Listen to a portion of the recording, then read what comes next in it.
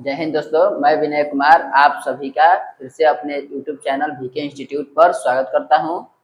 जैसा कि हमारे सभी पुराने साथी जानते होंगे कि आज से हमारा बेसिक फाउंडेशन बैच स्टार्ट होने वाला है, जो कक्षा 10वीं के लिए होगा। बिहार बोर्ड के जो नए साथी है उनको बता दें कि आज से बेसिक फाउंडेशन बैच स्टार्ट होगा।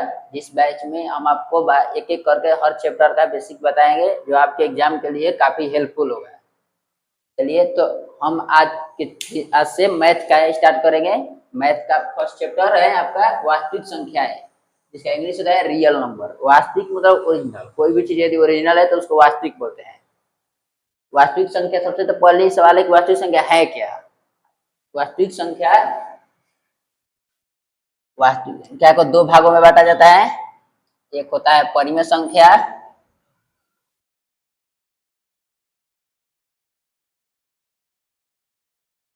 और एक होता है अपरिमेय संख्या।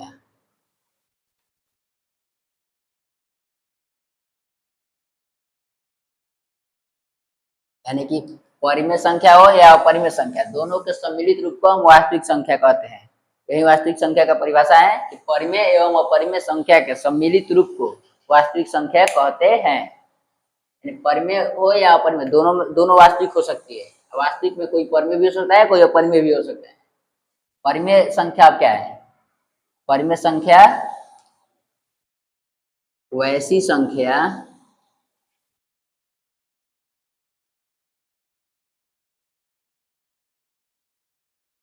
जिसे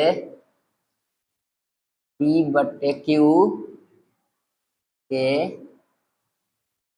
रूप में लिखा जा सके। वैसी संख्या जिसे P/Q के रूप में लिखा जा सके उसे परिमेय संख्या कहते हैं। ऐसी कोई भी संख्या जिसको हम बट्टा में लिख सकते हैं उसे क्या कहते हैं? परिमेय संख्या। और अपरिमेय संख्या वैसी संख्या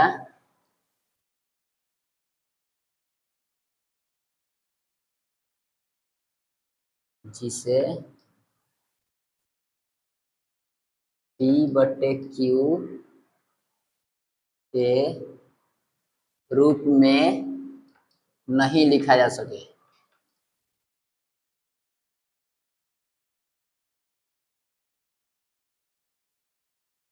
वैसी सभी संख्याएं जिसे P/Q के रूप में नहीं लिखा जा सके उसे अपरिमेय संख्या कहते हैं। अब आपका सवाल होगा कि पहचाने कैसे, किसको P/Q के रूप में लिख सकते हैं, किसको नहीं लिख सकते हैं। ये तो परिभाषा हो गया। ये परिभाषा से काम नहीं चलेगा, हम आपको पहचानना सिखाएंगे। क्योंकि आपके परीक्षा में आता है कि निम्न में कौन सी परिमेय संख्या है, निम्न में कौन सी अपरिमेय संख्या है। ऐसे करके ऑब्जेक्टिव टाइप सवाल पूछते हैं, तो हम पहचानना सिखाएंगे। देखिए, कोई भी नॉर्मल अंक है, जैसे 5 नॉर्मल है, तो हर नॉर्मल अंक के बटा में एक छिपा रहता है। इसको हम 5 लिखे या 5/1 भी लिख सकते हैं। यानी कोई भी नॉर्मल अंक है यदि, तो वो परिमेय संख्या है। वो क्या है? परिमेय संख्या। या कोई पहले से बटा में है 2/3, ये क्या है? परिमेय संख्या है। या कोई दशमलव में संख्या है 5.4, जो शांत है, जिसके आगे कुछ भी नहीं है, और नॉर्मल दशमलव में है, तो उसका भी दशमलव हम लोग हटा सकते हैं। दशमलव हटाकर, दशमलव हटता है तो नीचे 1 बैठता है बटा में, और दशमलव के बाद जितना अंक रहता है उतना 0 बैठता है। 54/10 हो गया। तो ये भी क्या है? परिमेय संख्या। यानी कोई भी दशमलव का अंक क्या होगा? परिमेय संख्या होगा। या कोई भी ऐसा रूट में संख्या जिसका वर्गमूल निकालना संभव हो, जिसका वर्गमूल निकालना संभव हो, वो क्या है? परिमेय संख्या। क्योंकि √9 का वर्गमूल कितना होगा? √9 को हम लोग 3 लिख सकते हैं, और 3 एक नॉर्मल संख्या है, तो नॉर्मल संख्या है तो नॉर्मल संख्या भी परिमेय संख्या होती है, क्योंकि इसके बटा में 1 रहता है। कौन कौन संख्या है? कोई भी नॉर्मल संख्या, या कोई भी पहले से जो बटा में है, या कोई भी दशमलव में है, या कोई भी रूट में है। वो ऐसा रूट जो जिसका वर्गमूल निकालना संभव हो, जो इसका वर्गमूल एक नॉर्मल अंक हो, दशमलव में नहीं, नॉर्मल अंक हो। चलिए, इसका ये क्या है? परिमेय संख्या। अब बात है अपरिमेय संख्या क्या है। अपरिमेय संख्या वो होती है जिसका वर्गमूल निकालना संभव ना हो। जैसे कि रूट में 8 का कोई वर्गमूल होता है? हम कितने ने साथी को वर्गमूल क्या होगा? वर्गमूल होता है कि दो ऐसे अंक जो गुणा में हो। जैसे 9 के अंदर 3 × 3 2 होता है ना, 3। तो 2 का 1 निकलता है, तो 8 में कोई 2 गुणा करने पर 8 आएगा, एक ही अंक नहीं आएगा, तो इसलिए 8 क्या होगा, अपरिमेय संख्या होगा। 2√3, देखिए इसमें भी रूट में 3 है, 3 कभी भी वर्गमूल से बाहर नहीं आएगा, तो ये क्या है, अपरिमेय संख्या है। आप लोग उम्मीद करते हैं कि समझ में आ गया होगा परिमेय संख्या और अपरिमेय संख्या। ये तो इसका बेसिक है, तो बेसिक चल रहा है, आगे चल के आपको क्वेश्चंस भी कराएंगे हम। अब आते हैं परिमेय संख्या। परिमेय संख्या में भी अनेकों संख्याएं होती हैं अलग अलग, उनको समझते हैं। हेडिंग बनाते हैं परिमेय संख्या।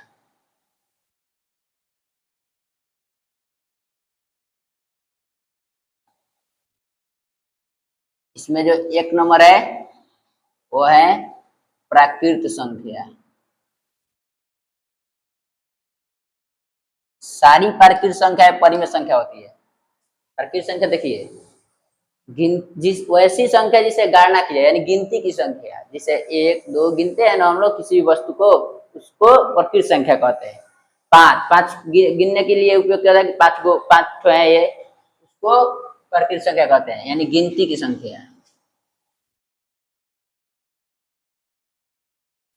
गिनती की संख्या। हम यहाँ पर आपको परिभाषा नहीं दिखवाएंगे, आपको बस समझना है कि कौन सा क्या है, क्योंकि इससे आपका क्वेश्चन धरा जाएगा, तो समझना है। गिनती की संख्या एग्जाम्पल में 1 2 3 4 ऐसे ऐसे अनंत तक, ये कितना तक की गिनती की कभी अंत नहीं होता है। ऐसा नहीं कि 100 तक की गिनती होता है, गिनती कभी अनंत नहीं होता है, गिनना तो कितने भी गिन सकते हैं। चलिए सेकेंड नंबर है, इसमें आप लोग क्या पूछ रहे समझ लीजिए। इसमें पूछा जाएगा कि सबसे छोटी प्राकृत संख्या क्या है, तो सबसे छोटी प्राकृत संख्या होता है 1 होता है, 1 से स्टार्ट होता है। प्राकृत संख्या कहाँ से होता है, 1 से, और अनंत तक जाता है, तो सबसे छोटी प्राकृत संख्या 1। आगे पूर्ण संख्या।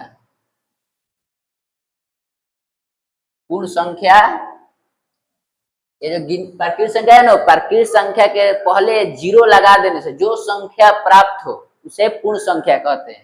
यानी प्राकृत संख्या है, उसके पहले यदि हम 0 लगा दें तो जो भी संख्या प्राप्त होती है उसे हम पूर्ण संख्या कहते हैं। प्राकृत संख्या के पहले 0 लगाने से, प्राकृत संख्या के पहले यदि हम 0 लगाते हैं तो जो संख्या प्राप्त होती है उसे हम पूर्ण संख्या कहते हैं। इसका एग्जांपल देखते हैं। वही वो जो 1 से स्टार्ट होता है ना, अब 0 से स्टार्ट होगा, 0 1 2 3 4 डॉट डॉट डॉट और इंफिनिटी, ये भी अनंत तक जाता है। अब इसमें सिर्फ इतना ही अंतर कि ये 1 से स्टार्ट होता है और ये 0 से स्टार्ट होता है। तो क्वेश्चन पूछा जाएगा कि सबसे छोटी पूर्ण संख्या, तो 0 पूर्ण क्या है, पूर्ण पूरा, तो 0, सबसे छोटी प्राकृत 1, प्राकृत तो 1, अपूर्ण तो 0, याद रहेगा। चलिए थर्ड नंबर है अभाज्य संख्या।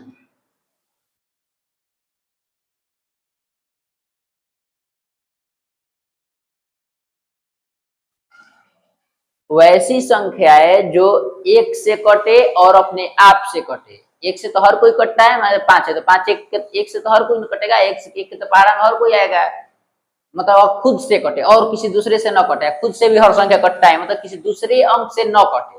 1 से हर कोई कटता है और खुद से तो हर कोई कटता है, मतलब उसके छोड़ के किसी अन्य संख्या से न कटे। वैसी संख्या जो 1 और अपने आप को छोड़कर किसी अन्य संख्या से विभाजित न हो उसे अभाज्य संख्या कहते हैं। किसी अन्य संख्या से विभाजित न हो। इसका हम लोग एग्जाम्पल देख लेते हैं। 1 नहीं, 1 इसमें नहीं आता है, इसका स्टार्ट 2 से होता है। 2 है, 2 1 से कटेगा और 2 से कटेगा और किसी संख्या के पारा में आएगा, कोई और भी इसका गुणनफल नहीं हो सकता है, तो ये अभाज्य संख्या है। 3 भी 1 से या 3 से और किसी से भी नहीं कटेगा, 2 से नहीं कटेगा, बीच में 2 ही आता है। 9 4 क्या है, 4 2 से कट जाएगा 9, तो 4 इसमें नहीं आएगा।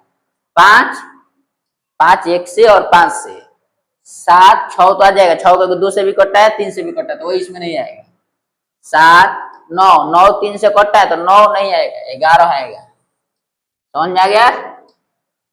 ऐसी संख्या है जो खुद से कटे और 1 से कटे और किसी अन्य संख्या से न कटे। अन्य संख्या जो जैसे 2 3 5 7 11। यहाँ पर देख लीजिए, यहाँ पर पूछा जाता है कि सबसे छोटी अभाज्य संख्या क्या है। सबसे छोटी अभाज्य संख्या 2 होता है, याद रखना, सबसे छोटी अभाज्य संख्या 2। चलिए आगे बढ़ते हैं। 4 नंबर सम संख्या।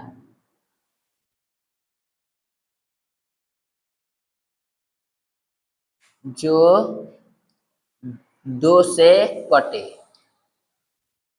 जो सिर्फ 2 से कटे, 2 से विभाजित हो, ऐसी संख्या जो सिर्फ 2 से विभाजित हो।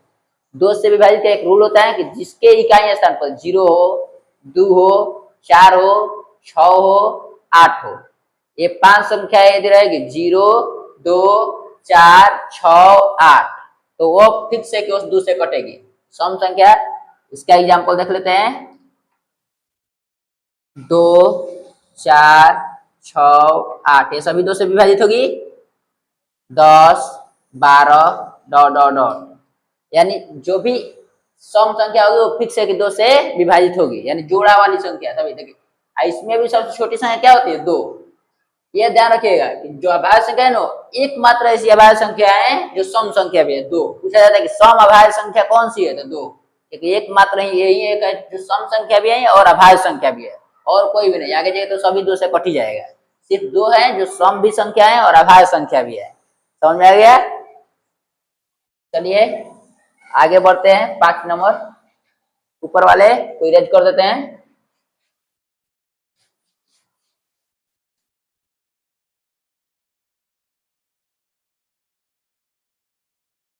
एक होता है विषम संख्या।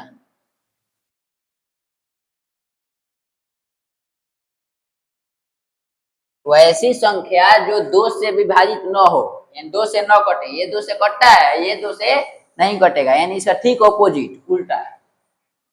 जो 2 से न कटे, वैसी संख्या जो 2 से न कटे। जैसे कि इसका एग्जांपल देख लेते हैं। 1 2 से नहीं कटेगा तो ये क्या होगा? विषम संख्या होगा। 3 5 7 9 dot dot dot dot dot, यानी कि इसके जैसा और भी 11 13, ये सारी। तो इसको पास जाने का सबसे अच्छा रूल है कि यदि इकाई स्थान पर 0 है, 2 है, 4 है, 6 है, 8 है, तो वह सम संख्या हो गया। यदि नहीं है तो वो नहीं होगी, क्योंकि ये कटने का नियम ही है दोस्त का। जिसके इकाई स्थान पर 0 2 4 6 और 8, यदि हम कोई भी संख्या लिखते हैं 5 4 3 9 6 0, लास्ट में अगर 0 लग गया तो फिक्स है कि 2 से कटेगा, ये मैंने पूरा पूरी विभाजित हो जाएगा, कोई इसमें शक ही नहीं है। लास्ट में एक इसमें 0 2 4 6 8 में से कोई नहीं है इकाई पर, तो ये नहीं कटेगा। ये नहीं कटेगा तो विषम हो जाएगा। समझ में आ गया? चलिए ये तो बेसिक था।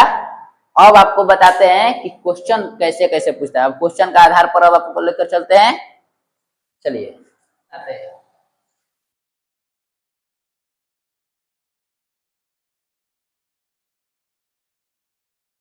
Objective type. सबसे पहले टाइप 1, जो इन संख्याओं से आपका पूछी जा सकती है कि सबसे छोटी अभाज्य संख्या बताइए। सबसे छोटी अभाज्य संख्या बताया था मैंने, सबसे छोटी अभाज्य संख्या। सबसे छोटी अभाज्य संख्या ऐसे 4 ऑप्शन आएगा, 1 2 3 4। ये सही पूछी जा सकती है कि सबसे छोटी अभाज्य संख्या है 1 है कि 2 है कि 3 है कि 4 है। ऐसे आपको 4 ऑप्शन दिए जाएंगे। तो सबसे छोटी अभाज्य संख्या बताता है जो अभाज्य संख्या जो 1 से कटे और अपने आप से कटे थे। 1 से और अपने आप से कौन सा संख्या कटेगा? एक से और अपने आप से दो, सबसे छोटी कौन सी होती है? दो। तो ये उससे बड़ी है तो ये दो हो जाएगा सबसे छोटी वाला संख्या। ऐसे ही सबसे छोटी प्राकृतिक संख्या, सबसे छोटी पूर्ण संख्या पूछा जा सकता है, सबसे छोटी सम संख्या, सबसे छोटी विषम संख्या, ये सवाल आपको ऐसे बन सकते हैं। समझ में आ गया? इस तरह का आपको क्वेश्चन कभी नहीं छूटेगा। चलिए अगला टाइप देखते हैं, टाइप 2। इसमें हम संख्याओं के अभाज्य गुणनफल को पढ़ेंगे। तो जो भी संख्याएं है वो अभाज्य गुणनफल कैसे होता है। जैसे 50 का अभाज्य गुणनखंड है, अभाज्य गुणनखंड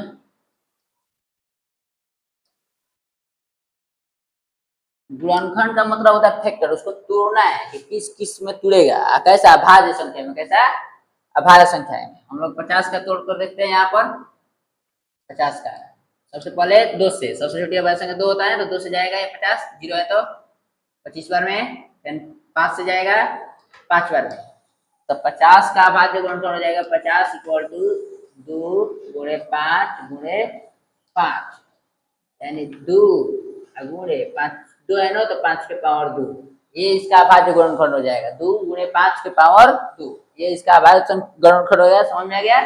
अभाज्य गुणनखंड कैसे ज्ञात करते हैं? ये दूसरा टाइप है कि अभाज्य गुणनखंड पूछेगा। अब इसी में पूछ देगा कि अभाज्य गुणनखंड 50 के अभाज्य गुणनखंड में 5 का घात कितना है। घात का मतलब होता है 5 कितनी बार आया, तो 50 के अभाज्य गुणनखंड 5 कितनी बार आया है? 2 बार, तो 5 का घात कितना होगा? 2। समझ में आ गया? और 2 कितनी बार आया है? कपार पर कुछ भी नहीं है तो एक बार आया है, मतलब कि 2 का घात क्या होगा? 1 होगा। समझ में आ गया कैसे बनाए गए ये दोनों टाइप? चलिए नेक्स्ट टाइप पर चलते हैं।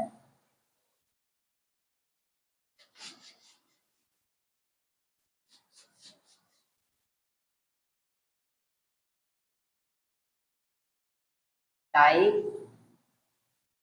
थर्ड, इसमें आपके पूछी जाए कौन सी अभाज्य संख्या है, कौन सी परिमेय संख्या है, कौन सी अपरिमेय संख्या है, इस प्रकार करते हैं। निम्न में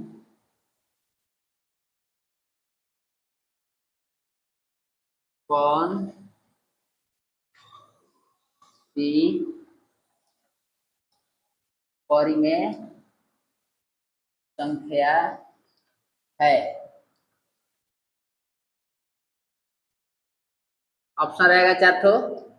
option number A √21, option number B √25, option number C √27, option number D √28। अब इसमें कौन सी है? हम क्या बोले थे कि परिमेय संख्या वो संख्या होती है जिसका रूट निकालना संभव हो। 21 का कोई रूट निकलेगा?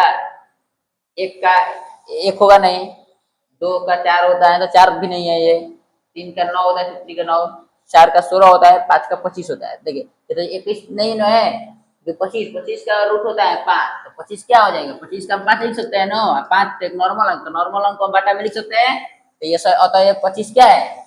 परिमेय संख्या है। पहचाना जाएगा कौन सी परिमेय और कौन सी अपरिमेय है, इस प्रकार का आपका क्वेश्चन आएगा। चलिए आगे बढ़ते हैं हम लोग। इसमें हम लोग रेकरिंग के बारे में सीखेंगे। एक क्वेश्चन आता है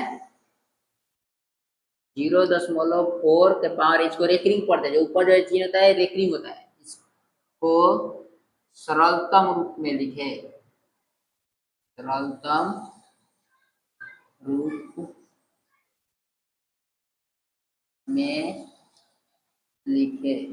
ऐसा भी आपके बोर्ड परीक्षा में क्वेश्चन देखने को मिल जाएगा, कोई भी रेकरिंग वाला देगा और उसको सरलतम रूप में लिखने को बोलेगा। पर देख लीजिए कैसे लिखा जाता है। ये जो भी होता है दशमलव, ये रेकरिंग होता है ना, दशमलव हटता है, देखिए नॉर्मल यदि कोई है 0.5, दशमलव हटेगा तो 1 बैठता है, और जितना अंक रहता है उतना शून्य बैठता है। लेकिन अगर रेकरिंग होता है ना, दशमलव हटाया जाता है और जितना जितने के ऊपर रेकरिंग, जैसे 4 के ऊपर रेकरिंग होता है, एक ही अंक के ऊपर रेकरिंग है तो 1 9 दे देंगे, 4/9 हटाने आ जाएगा। यदि ये कटेगा तो कटा देंगे, सरल सरल कर देंगे, और भी है नहीं तो इतना पर छोड़ देंगे। जैसे 5/10 है, 5/10 को हम कटा क्या लिखेंगे? 1/2, लेकिन ये नहीं कटेगा तो 4/9, 0.4 का सरल क्या हो जाएगा? 4/9। समझ आएगा? आगे बढ़ते हैं।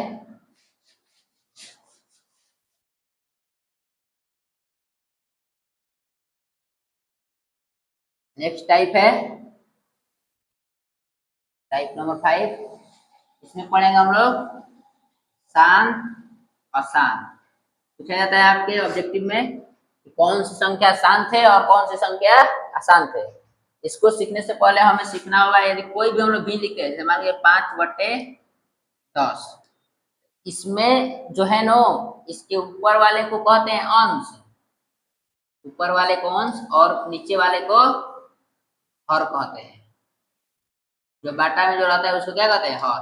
ऊपर वाले को अंश और नीचे वाले को हर। इसको याद करने का एक बहुत ही अच्छा सुनहरा एक ट्रिक है कि ऊपर ऊपर क्या होता है, आसमान होता है, तो आसमान से अंश और नीचे क्या होती है, हरियाली। कहाँ होगी, हरियाली जमीन पर ही होगी, तो नीचे वाले को हर। समझ आ गया। अब देखिए शांत कौन सी संख्या होती है। शांत वो संख्या होती है जिसका हर का अभाज्य गुणनखंड, यदि हम लोग हर का अभाज्य गुणनखंड करेंगे नो, तो उसका जो गुणनखंड है वो 2 के पावर n गुणे 5 के पावर m के रूप में आना चाहिए। यानी 2 के पावर में और 5 के पावर में आना चाहिए, और कोई भी दूसरी संख्या नहीं आनी चाहिए। यदि कोई भी दूसरी आता है तो वो शांत नहीं माना जाएगा। चलिए देखिए, माने जैसे 10 है, 10 को हम लोग तोड़ते हैं, जैसे इसमें 5/10 शांत है क्या शांत है पता करते हैं। तो 10 को क्या करेंगे, 2 से तोड़ेगा 5, इसका 10 का क्या होगा, 2 2 गुणे 5। 2 के पावर कुछ भी नहीं रहता तो क्या होता है, 1 होता है नो, और 5 के पावर में कुछ भी नहीं रहता, 1। ये 2 के पावर में और 5 के पावर में है, ये 2 के पावर में है और 5 के पावर में है, तो ये क्या है, शांत है। 5/10 क्या है, शांत है। यही हम लोग तुरते हैं। आइए देखिए, इसमें और तीसरा कोई भी नहीं आना चाहिए। एक और ले लेते हैं एग्जाम्पल, 30। 30 को हम लोग तुरते हैं, 2 से जाएगा 15, 3 से जाएगा 5, इसका क्या होगा 30 का, 5/मान चलिए 30 है। इसको हम लोग देख लेते हैं, 30 का हो जाएगा 2 गुणे 3 गुणे 5। ये देखिए 2 है 5 भी है किंतु 3 दिया गया है नो, तो 3 यदि दिया है तो ये 5/3 क्या हो जाएगा, अशांत। समझ में आ गया कि कौन सा शांत होता है कौन सा अशांत होता है। जिसका हर का अभाज्य गुणनखंड 2 के पावर में और 5 के पावर में रहेगा वो क्या होगा, शांत। और जिसका इन दोनों के अलावा तीसरा कोई भी यदि अंक एंट्री करता है तो वो क्या होगा, अशांत हो जाएगा। समझ में आ गया। चलिए, ऐसा जरूरी कि दोनों रहे, एक भी रहेगा तो चलेगा, बनेगा। इन दोनों में से कोई एक भी रहेगा तो चलेगा, तीसरा नहीं आना चाहिए। या तो ई हो जाए, नहीं तो या तो 2 के पावर में हो जाए, या 5 के पावर में हो जाए, या दोनों के पावर में हो जाए, लेकिन तीसरा कोई भी इसमें नहीं आना चाहिए। अब इसमें जानते हो क्यों, ये दोनों में से कोई एक भी रह सकता है। चलिए इसको हम इरेज करते हैं, स्क्रीनशॉट ले लीजिए।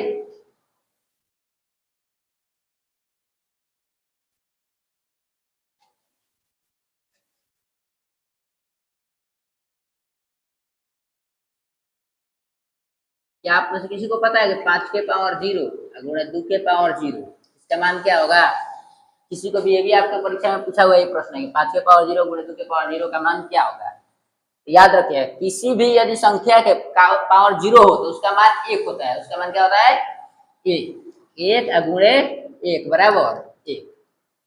याद रखिएगा, किसी भी संख्या का पावर पे 0 होगा तो क्या होगा, 1। अब आइए हम लोग जांच कर लेते हैं।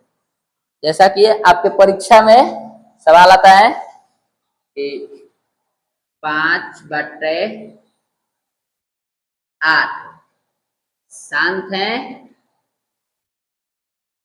या अशांत, ये जांच करने पर पता चलेगा ना कि शांत है या अशांत।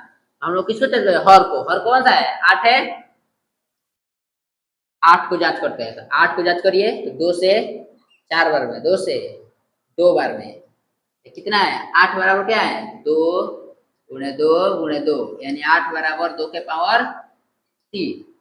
अब एक बात बताइए, हमें इस किसी भी संख्या में 1 से गुणा करने पर कोई फर्क पड़ता है, नहीं। तो इसमें हम लोग 1 से गुणा कर सकते हैं, 1 के जगह पर हम लोग 2 के पावर 3 गुणे 1 के जगह पर 5 के पावर 0 नहीं लिख सकते हैं।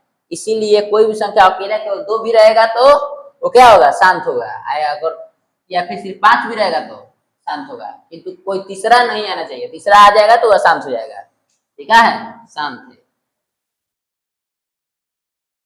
समझ आ गया। जांच कर लीजिएगा, कैसे पता चलता है कि शांत है कि अशांत है। क्लियर ये टॉपिक आप लोगों को? चलिए तो हम लोग अपने नेक्स्ट टाइप पर चलते हैं, टाइप नंबर 6। इसमें आप लोगों को पढ़ना है, यदि कोई भी परिमेय संख्या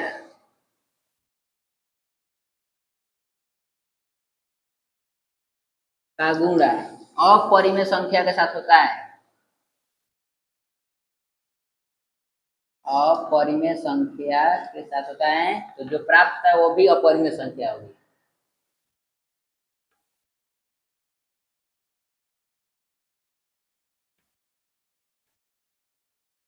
मान लीजिए कि ये दो क्या है, परिमेय संख्या है, अगुण है। ये जो अपरिमेय संख्या रूटीन है, इन दोनों का जो गुणा करने पर दो रूटीन आएगा, ये क्या होगा, ये भी अपरिमेय संख्या होगी। यानी परिमेय और अपरिमेय संख्या गुणनफल क्या होता है, हमेशा अपरिमेय संख्या होता है। समझ में आ गया? आगे बढ़ते हैं और नेक्स्ट टाइप की तरफ। नेक्स्ट टाइप है टाइप नंबर 7। इसमें हमको एक फॉर्मूले से और गुजरना पड़ेगा, जो होता है एलसीएम यानी लसा गुणे एचसीएफ यानी मसा बराबर पहली संख्या गुणे दूसरी संख्या।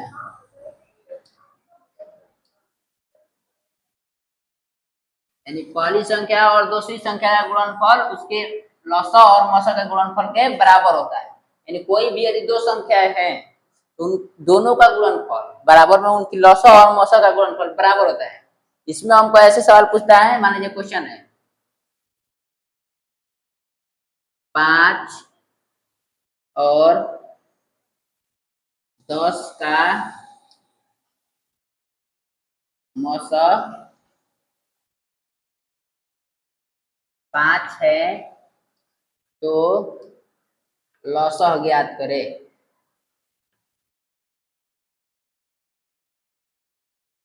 यानी कोई भी इसमें तीन दे देगा, एक लसा है, एक मसा है और एक पहली संख्या और दूसरी संख्या। इसमें कोई भी तीन देगा। यदि लसा देगा, लसा मसा और पहली संख्या देगा तो पूछेगा कि दूसरी संख्या बताइए। यदि पहली संख्या दूसरी संख्या और मसा देगा तो पूछेगा कि लसा बताइए। कोई भी तीन देगा और एक पूछेगा। चलिए जैसे कि दोनों संख्या है 5 और 10, तो इसमें बैठाना है। देखिए मसा दिया है नो, एलसीएम पूछा है लसा, लसा का लसा लिखेंगे, क्या है गुणा है तो गुणा है, मौसा मौसा दिया है ना 5 5 बराबर, ये क्या है पहली संख्या कितना है 5 गुणे दूसरी संख्या कितना है 10। ये गुणा में है तो इधर किस चीज में भेजाएगा, भागा में, अंक को अंक के पास भेज जाता है। हमें सिर्फ लौसा निकालना है, तो लौसा बराबर 5 गुणे 10 बटा 5। ये 5 से 5 कट जाएगा एक बार में, एक में 10 से गुणा होगा, लौसा बराबर कितना आ जाएगा 10। ऐसे ही पूछता है कि कोई भी दो तीन दिया जाएगा इसमें से और कोई एक पूछेगा, जो भी पूछेगा उसको रहने देना है एक तरफ और बाकी तीन को एक तरफ रख देना है। इससे आपका मान निकल जाएगा। समझ में आ गया? चलिए हमारा ऑब्जेक्टिव यहीं पर समाप्त होता है। अब हम लोग चले गए सब्जेक्टिव की तरफ। ऑब्जेक्टिव में आपका इस चैप्टर से किस किस प्रकार का प्रश्न पूछा जा सकता है।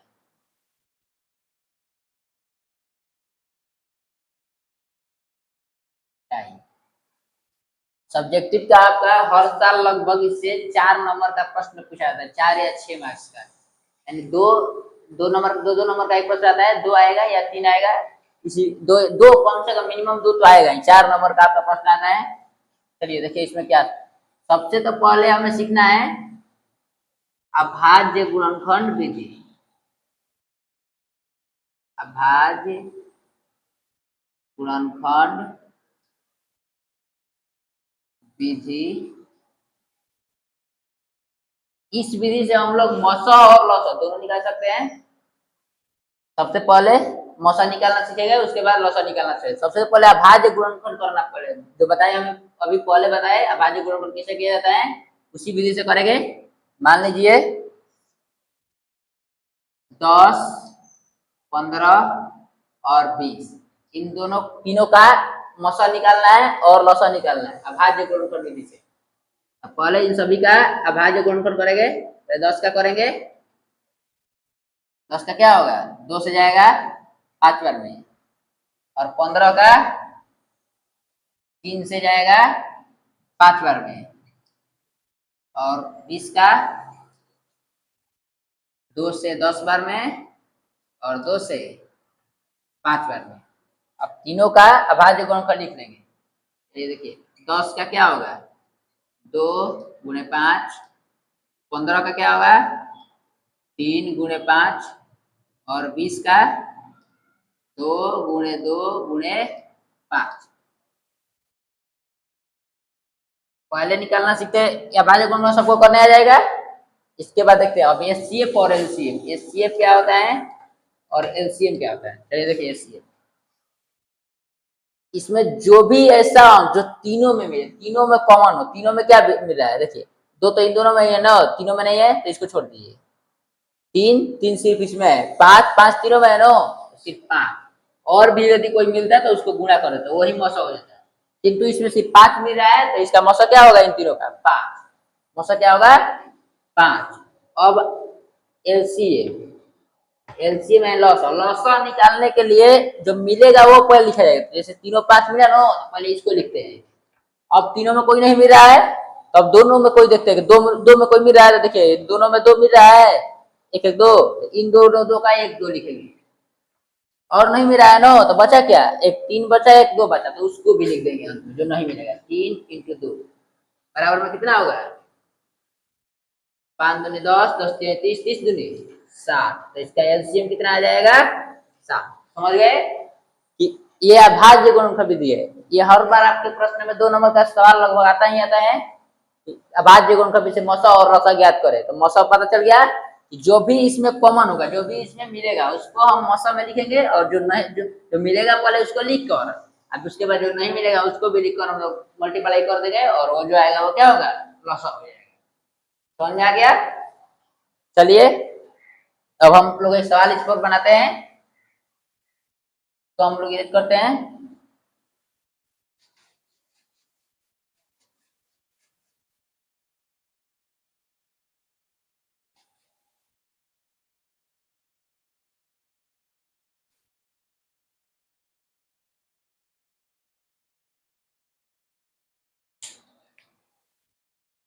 तीस, 40 और 50, 30 40 50 का मौसा क्या होगा अभाज्य गुणनफल विधि से। 30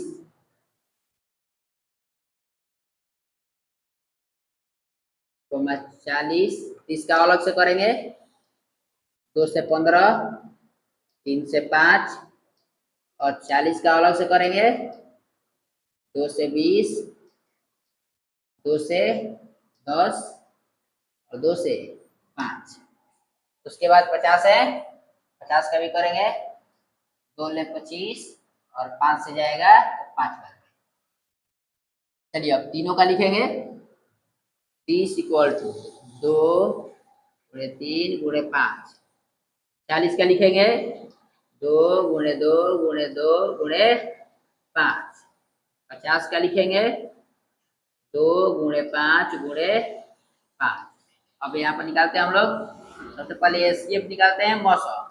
मौसा क्या बताए, जो मिलेगा, देखिए इन तीनों में 2 कॉमन है तो पहले एक 3 2 लिख दीजिए। इन इसमें तो 3 है तो इसमें तो है नहीं 5, देखिए 5 तो तीनों में है ना, तो 5 लिख दीजिए, 2 बचे, 10 इसका क्या हो जाएगा, मौसा हो जाएगा। अब आते हैं एलसीएम यानी लॉस। तो पहले जो मिलेगा वो दोनों 2 और 5, ये हो गया। इन ये भी तीनों खत्म, ये भी तीनों खत्म, बचाइए नो।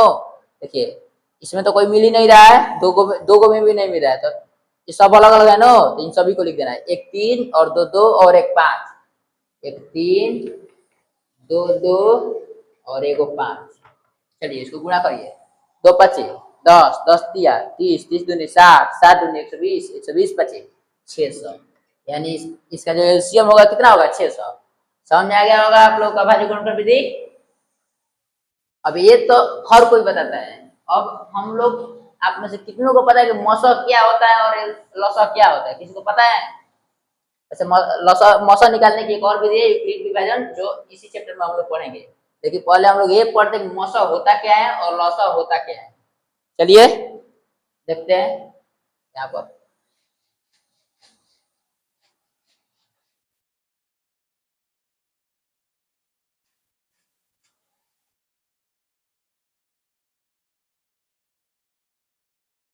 मौसा यानी HCl, अभी हमने जो निकाला उसके आधार पर ही बताएंगे।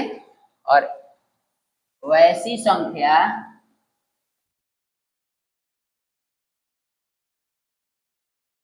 वैसी बड़ी से बड़ी संख्या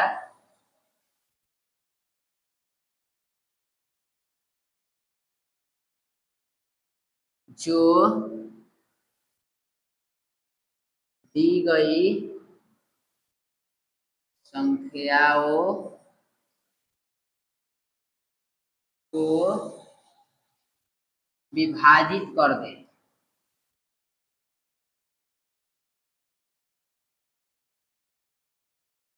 मान लीजिए कि हमें कोई भी दो संख्या दी गई है, यदि उनका मौसा हमें निकालना है तो वो उन दोनों को विभाजित करनी चाहिए, वो सबसे बड़ी होनी चाहिए, माने यानी उससे बड़ी और कोई भी संख्या नहीं होनी चाहिए जो उनको विभाजित करे।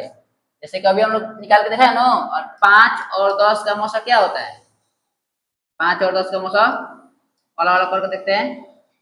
5 से एक बार में और 2 से 5 बार में, इन दोनों में क्या कॉमन है? 5 है, इसलिए क्या आएगा? 5 आएगा। अब बताइए क्या 5 से कोई भी ऐसी बड़ी संख्या है? 5 इन दोनों का विभाजित करना है, 5 से एक बार में और 5 से 2 बार में, तो क्या 5 से कोई भी ऐसी बड़ी संख्या है जो इन दोनों को विभाजित कर दे? नहीं, इससे कोई बड़ी हो ही नहीं सकती। मौसा वैसी संख्या होती है, वैसी बड़ी से बड़ी संख्या जो दी गई संख्याओं को विभाजित कर दे। ये जो भी जो 5 और 10 है तो इन दोनों को क्या करेगी? विभाजित कर देगी, पूरी पूरी कटा देगी। समझ में आ गया मौसा? अब लौसा की तरफ चलते हैं, देखते हैं लौसा।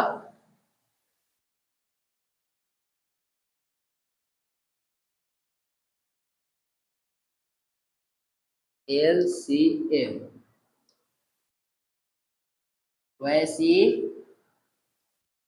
छोटी से छोटी संख्या, छोटी से छोटी संख्या जो दी गई संख्या से विभाजित हो जाए, विभाजित हो जाए। वैसी छोटी से छोटी संख्या जो दी गई संख्या से विभाजित हो जाए, वो क्या करता था? मौसा विभाजित करता था, लेकिन ये होगा और वो सबसे छोटी होगी। जैसे में इसमें भी देते हैं 10 और 15 का लौसा निकालते हैं। 10 का अलग करते हैं, 2 से 5 और 3 से 5, इसका लौसा क्या आएगा? ये जो दोनों मिल रहा है LCM हो जाएगा। दोनों में 5 है तो 5, अगर जो नहीं मिल रहा है 2 और 3 नहीं मिल रहा है तो 2 इंटू 3, 5 दूनी 10, 10 दिया 30। देखिए 10 से भी 30 कटेगा 3 बार में और 15 से भी 30 कटेगा 2 बार में। और इससे छोटी कोई भी संख्या 10 और 15 दोनों से नहीं कर सकती है। यानी वैसी छोटी सी संख्या होती है लौसा जो दी गई संख्या से विभाजित हो जाए। 10 और 15 से विभाजित होगा कि नहीं? 30, और ये सबसे छोटी होगी, इससे छोटी कोई भी नहीं होगी। समझ में आ गया? ये आपको ऑब्जेक्टिव को सॉल्व करने में बहुत ही हेल्पफुल रहेगा, ये दोनों पॉइंट। चलिए आप लोगों को समझ में आ गया होगा। अब देखिए कि आप इस ऑब्जेक्टिव जो हम बताए थे लौसा और मौसा वाला, वो कैसे हल करेंगे। मान लीजिए दिया है कि दो संख्या है 5 और 20, इसका LCM दे दिया है 20। पूछा है कि HCF बताइए, HCF बराबर व्हाट। 4 ऑप्शन दिया है। ऑप्शन नंबर ए है 3, ऑप्शन नंबर बी है 4, ऑप्शन नंबर सी है 5, ऑप्शन नंबर डी है 7। हम क्या बताइए अभी HCF? वैसी बड़ी से बड़ी संख्या जो दी गई संख्याओं को विभाजित कर दे। अब आपको फॉर्मूला को नहीं बैठाना पड़ेगा कि पहली संख्या गुणे दूसरी संख्या बटा में लॉस, ऐसे नहीं बनाना पड़ेगा। ऐसे भी देख लीजिए, आसानी से पढ़ा जाएगा। जो विभाजित करना है ना, 3 से क्या 5 कटेगा? तो नहीं, तो 3 तो ऐसे ही काट दीजिए, 3 कभी एससीएफ हो ही नहीं सकता। 4 से 5 कटेगा? कभी नहीं, ये भी नहीं हो सकता है। एससीएफ पूरी पूरी विभाजित करनी चाहिए। 5 से देखिए, 5 से 5 भी कटेगा और 20 भी कटेगा। चलिए तो आगे देखते हैं। 7 से तो 5 ऐसे ही नहीं कटेगा, तो 7 भी काटिए, बचा क्या? इससे आप लोग ऑब्जेक्टिव को बहुत जल्द सॉल्व कर पाएंगे। समझ गए? चलिए अब आगे पढ़ते हैं हम लोग यूक्लिड विभाजन। अभाज्य गुणनखंड बता दिए और मौसल औसत कैसे क्या होता है ये भी बता दिए। अब यूक्लिड विभाजन पर चलते हैं। यूक्लिड विभाजन से मौसल कैसे निकाला जाता है, जो हर बार आपकी परीक्षा में 2 नंबर का सवाल आता है। यूक्लिड विभाजन से मौसल निकालें।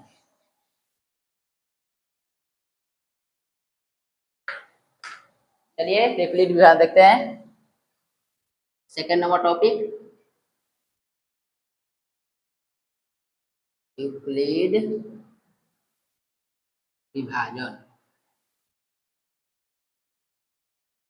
यूक्लिड विभाजन एक तरह का नियम है जिसके तहत हम लोग एचसीएफ ज्ञात करते हैं। इसका सूत्र होता है ए बराबर बी क्यू प्लस आर। आप लोग ये बचपन में भी सूत्र पढ़ चुके होंगे, लेकिन आपको पता नहीं होगा तो हम यही सूत्र पढ़े थे। देखिए यहाँ पर जो ए होता है ना, वो होता है भाज्य। क्या होता है? भाज्य। और जो बी होता है वो होता है भाजक। जो क्यू होता है वो होता है भागफल। जो आर होता है वो होता है शेषफल। यानी क्या बना कि भाज्य बराबर है तो बराबर बी या क्यू है, तो बी क्या है? भाजक है। भाजक बीच में कुछ भी नहीं है तो क्या होता है? गुणा। भागफल प्लस आर क्या होता है? शेषफल। अब आप लोग को याद आ रहा होगा कि हाँ हम पहले पढ़े थे कि भाज्य बराबर होता है भाजक गुणे भागफल प्लस शेषफल। देखिए ऐसे हम लोग भाग देते हैं ना, ये जो बीच में होता है इसको भाज्य बोलते हैं, ये जो साइड में होता है उसको भाजक बोलते हैं, यहाँ पर जो होता है भागफल बोलते हैं, और यहाँ पर जो नीचे होता है इसको शेषफल बोलते हैं। समझ में आ गया? ए बराबर बी क्यू प्लस आर, इसी फॉर्मूला पर हम लोग बनाएंगे, मौसल निकालना सीखेंगे। यूक्लिड विभाजन का यही फॉर्मूला होता है। एक बार नोट कर लीजिए या स्क्रीनशॉट ले लीजिए। चलिए आगे चलते हैं। अब एक उदाहरण के माध्यम से हम लोग इसको बनाने का प्रयास करते हैं।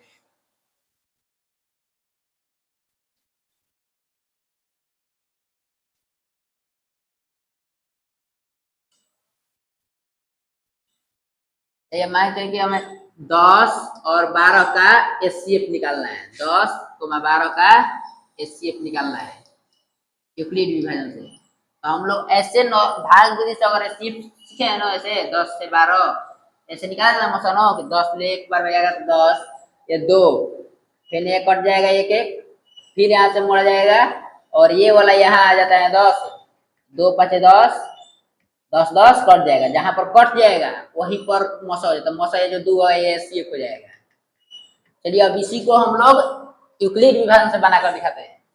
यहाँ 12 क्या था? भाज्य बना नो, मैंने बड़ा वाला भाज्य बना और छोटा वाला क्या बना? भाज्य। तब हमने हमारा फॉर्मूला क्या था? ए बराबर बी क्यू प्लस आर। ये क्या है? भाज्य। तो भाज्य कौन सा बनता है? बड़ा वाला। बड़ा क्या है? 12, तो 12 लिखेंगे यहाँ पर। बी भाज्य कौन बनता है? तो छोटा वाला नो, तो छोटा वाला कौन सा है? 10। अब क्यू मतलब भागफल। भागफल 10 ले 12 कितने बार में जाएगा? एक बार में जाएगा। अधिक बार अधिक नहीं ले जाया तो 10 10 दूनी 20, 2 बार में तो अधिक चला जाएगा ना, 20 12 से छोटा ही ले जाया जाता था। एक बार में ले जाएंगे, जैसे यहाँ पर एक बार में लेकर गए 10 से कम 10। अब आर बताए हैं कि शेषफल होता है, तो आर शेषफल, शेषफल कितना बचेगा? शेषफल 10 से कम 10, तो 12 में 10 चला गया तो क्या बचेगा? 2 बचेगा ना। चलिए अब यहाँ पर क्या हो रहा है? इस बार 2 को भाज्य बना दिया जाता है, और ये जो पहले भाजक था उसको भाज्य बना दिया, 2 को भाजक बना दिया जाता होता है। तो जो पहले जो भाजक था वो क्या बन गया? भाज। तो इसमें पहले भाजक क्या है? 10, तो 10 को क्या बना देंगे हम लोग? भाज्य। 10 कहाँ आ जाएगा? यहाँ पर। जो शेषफल होता है उसी से भाग दिया जाता है ना। शेषफल कहाँ लेकर आ जाएगी, यहाँ पर भाजक की जगह। अब 2 से 10 कितना बार में जाएगा, 5 बार में। 2 5 10, अब बचेगा कुछ भी शेषफल नहीं, 2 5 10 तो 10 तो खत्म हो जाएगा, बचेगा क्या, 0, कुछ भी नहीं तो 0। जिस वक्त 0 आ जाए समझ लेना कि आपका HCF हो गया। किससे कटा, 2 से 9, तो HCF 10,12 बराबर 2। यही यूक्लिड विभाजन है। इतना ही बना देने पर आपको 2 नंबर एकदम कंफर्म हो जाएगा, इसमें किसी भी तरह कोई शक नहीं है। समझ में आ गया। चलिए इसको आप नोट करिए, और हम एक और मैथ बनाकर इसके बाद इस चैप्टर को एंड करेंगे। और इसमें जो सिद्ध करना है अपरिमेय संख्या सिद्ध करें वो हम आपको आगे वीडियो में बताएंगे, उसके लिए हम एक अलग से सेपरेट वीडियो बनाएंगे। चलिए तो एक और क्वेश्चन देखते हैं जो आपके 2025 के फर्स्ट सिटिंग में पूछा गया है। 504 और 1188, इनका HCF निकालना है यूक्लिड विभाजन से। ये 2025 का क्वेश्चन है और फर्स्ट सिटिंग का क्वेश्चन है। चलिए देखते हैं। तो 1100 पहले क्या बता दे, A बराबर BQ प्लस R, यही फॉर्मूला होता है नो। एक क्या है, भाज्य। तो भाज्य कौन बनेगा, भाज्य। तो बड़ा वाला इसमें कौन सा है, 1188। बी कौन सा बनेगा, छोटा वाला 504। और बताइए 500 से कितनी बार में जाएगा, 3 बार में तो 1500 चला जाएगा, तो 2 बार में ले जाएंगे प्लस आर कितना बचेगा, पर 2 बार में कितना जाएगा, 504 दूनी 1008, 1188 है नो, तो कितना बचेगा 1088 में से 1008 हटा दीजिए, 1188 में से 1008 कितना बचेगा 180।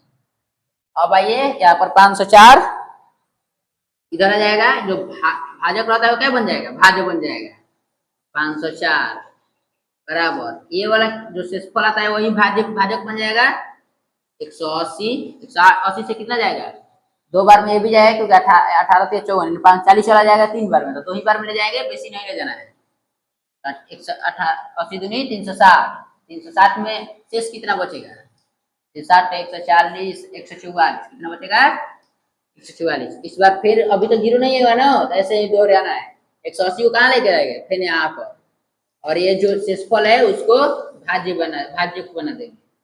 144 से कितना बार में जाएगा, एक बार में बचेगा कितना 36, कितना बचेगा 36। फिर 144 को कहाँ लेकर आएंगे, यहाँ पर, और 36 को यहाँ पर, 36 ले कितने बार में जाएगा, ये पूरी 6 बार, 4 बार में चला जाएगा। देखिए 4 से करेंगे तो 4 6 24 और 12 2 14, ये पूरी 4 बार में 144 हो जाएगा। 36 6 144, 36 14 144, शेषफल 0 आ गया, 0 नो, तो यहीं पर आपका HCF हो जाएगा। HCF कितना हो जाएगा 36, जिससे कटा होगा HCF बराबर 36। चलिए इसी के साथ हम अपना सेशन समाप्त करते हैं, मिलते हैं कल एक नए वीडियो में।